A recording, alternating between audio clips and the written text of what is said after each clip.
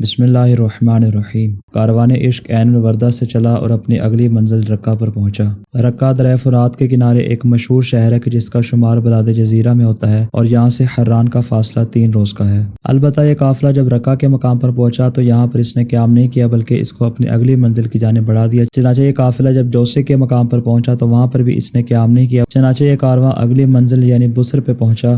بصر دمشق کا ایک گاؤں ہے کہ جہاں پر حضرت یسوع علیہ السلام کی قبر بھی موجود ہے۔ جب کاروان عشق اس مقام پر پہنچا تو لعینوں نے ایک خط حلب کے والی کو لکھا اور اسے تمام حالات سے آگاہ کیا۔ البتہ بصر کے مقام پر بھی توقف نہیں کیا بلکہ اس کارواں کو اگلی منزل کی جانب بڑھا دیا۔ چنانچہ جب یہ قافلہ اپنی چوتھی منزل دعوات پر رات کے وقت پہنچا تو قاتلان امام نے یہاں کے والی کو خط لکھا کہ ہم حسین ابن علی کا سر اپنے ساتھ لائے ہیں۔ جب حاکم کو یہ خط ملا تو اس نے حکم دیا کہ خوشی کے شادیانے بجائے جائیں اور طبل اور شہنائیوں سے یزیدیوں کا استقبال کیا جائے۔ اس کے بعد وہ خود ان کے استقبال کے لیے شہر سے باہر آ گیا۔ چنانچہ ان لعینوں نے صندوق سے نکال کر امام علیہ السلام کے سر کو نیزے پر سوار کیا اور اسی حالت میں شہر کے اندر داخل ہوئے اور شہر کے عین وسط میں امام علیہ السلام کے سر کو نیزے پر نصب کر دیا گیا تاکہ ہر عام و خاص اس کو دیکھ سکے۔ اور کاروان عشق نے رات اسی مقام پر گزاری اور امام سجاد علیہ السلام گریہ کی حالت میں یہ شعر پڑھ رہے تھے: میں امام کا فرزند ہوں مگر کیا ہو گیا ہے کہ ان کافروں نے میرا حق ضائع کر دیا ہے۔ السلام علی الحسین